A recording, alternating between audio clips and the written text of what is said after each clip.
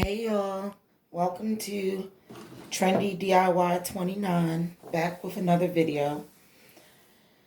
This video I'm gonna go over a little bit about choosing colors and how to properly talk about your colors and your needs when you're dealing with, for instance, if you're getting your garments made by somebody, if you're getting a particular print or a custom color, fabric dye or something like that. There are certain words that you would really need to know the difference of, especially if you want to be very picky with like the different tones of your collection. So we're going to just go over a few key phrases, and I'm going to use some of my prismacolor markers to showcase exactly what I'm talking about. So the first one that we're going to go over, have a little bit of examples. If anybody's wondering, like to me, what I think the best markers are, I really like Prismacolor. A lot of people like Copic as well. Copic is a little bit more pricey, but I say if you want something that's good and still somewhat reasonable, Prismacolor.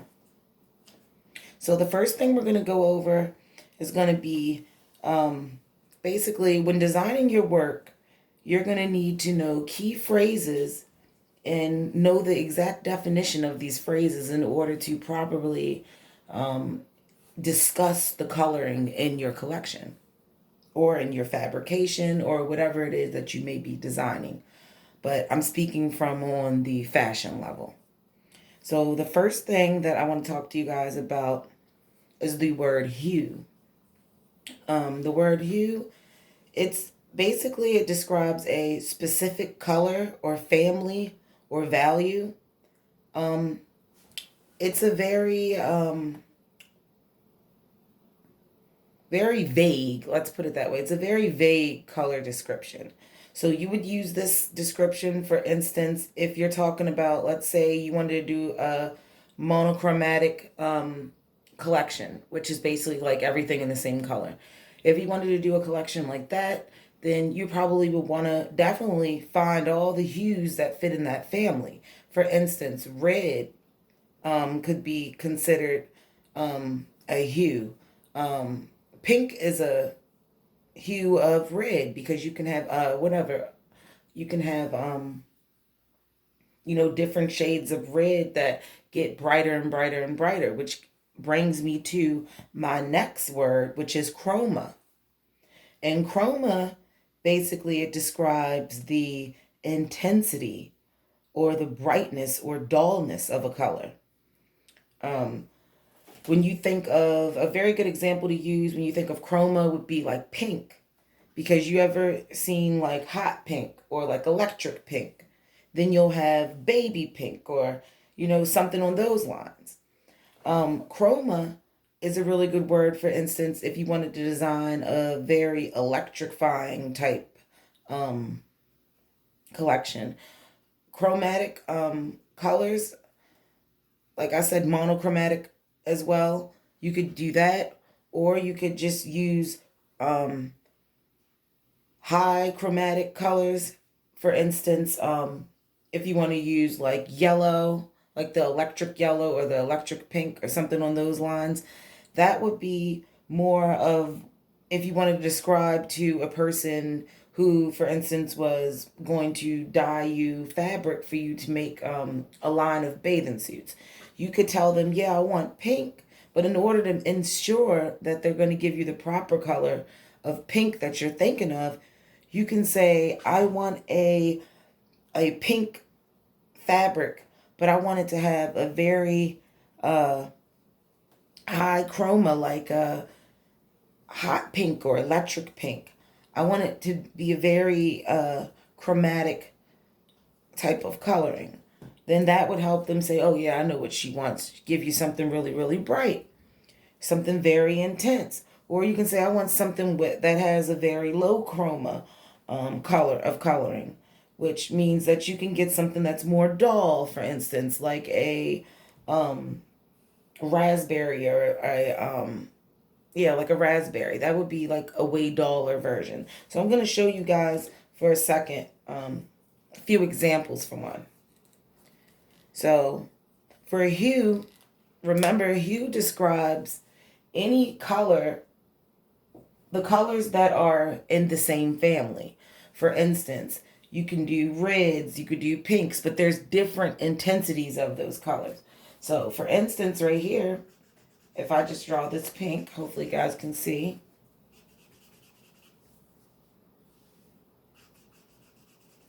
Let me bring this a little bit closer so you guys can really see it.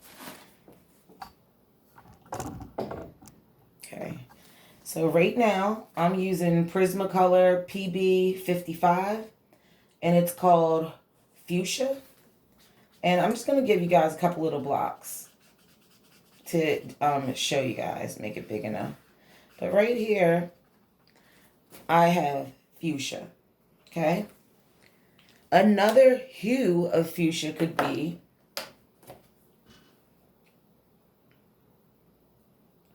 this is Rhodamine Dark. It's Prismacolor PB56.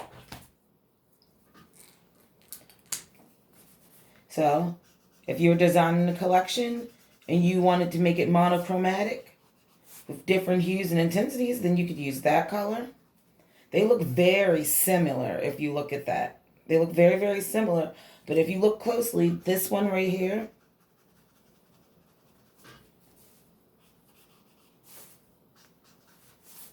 it's a little bit more dark.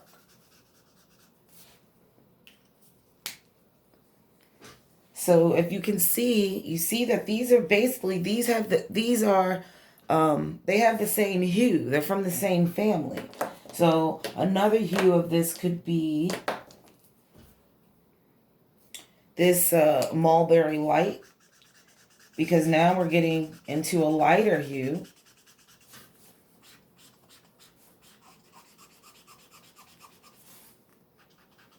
It's still in the same family.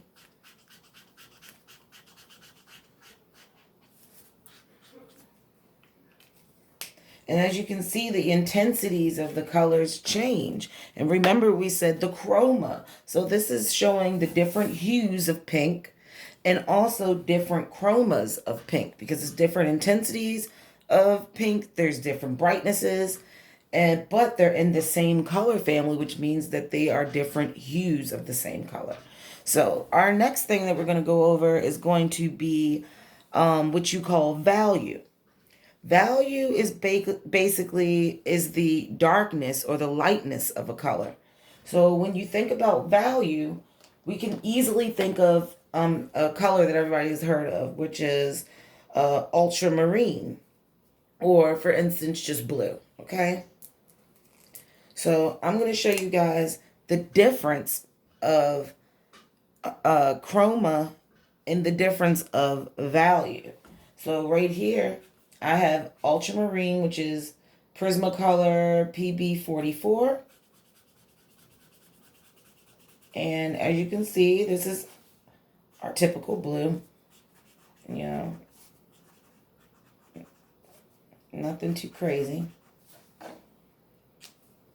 Right here we have a example of a value of blue. This would be dark, because it's a darker blue. So we would say, okay, I want a darker value of blue in this collection. If you see the dress that I made in the back right there, that skirt would be a different value than this blue. That's a lighter value of this blue. So to show you some more value of the color blue, I pulled out ultramarine light. It's very similar to, value is very similar to hue, but they're not exactly the same. So right here we have our ultramarine, Then I have my light ultramarine. So right here is showing two different values of the color, because remember, value is describing the darkness or the lightness of a color. Whereas in chroma, it basically shows the intensity of the brightness or the dullness. Because right here we have a hot pink, we have our fuchsia, so our fuchsia and hot pink, they're showing two different chromas, okay? Two different intensities of the same color. And then last but not least, we have what you may be the most familiar with, which is tint or pastel. Tint and pastel go hand in hand. Basically, tint and pastel, they refer to the hue with white added, and a shade refers to a hue with black added. So right now, I'm going to show you guys the color that I have. This is called Blush Pink by Prismacolor PB9. And right here, I'm going to show you guys a very, very light. Remember, it's called Blush Pink. And this is a really good example for talking and dealing with tint. Or like most people say, pastel colors. So right here, we have a very, very light blush pink. It's actually called light blush pink, or blush pink light. So we have that. That's showing a hue with white added. So that would be a tint or a pastel color. So that would be a good way to describe this color. But on the other hand, if we want to think of, okay, a shade of this color, we got to remember that shade is describing a hue with black added.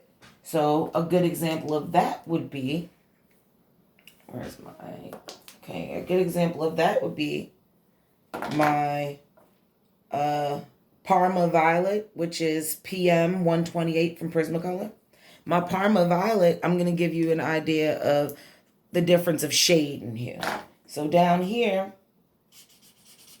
I love these. They come in all different. You get chisel tip, you can get brush tip, you can get fine tip. And I like that when they dry solid. They have blenders. It's an amazing product. And I've had these for like years and they're still perfectly fine. Right here, I have what you would call, like I said, my Parma Violet. Right here would be what we would call a shade, because this is basically a hue of purple that is darker, so we know that it's a hue of purple with the black added in it. So this would be a shade of purple. Versus, I hope this is the right one.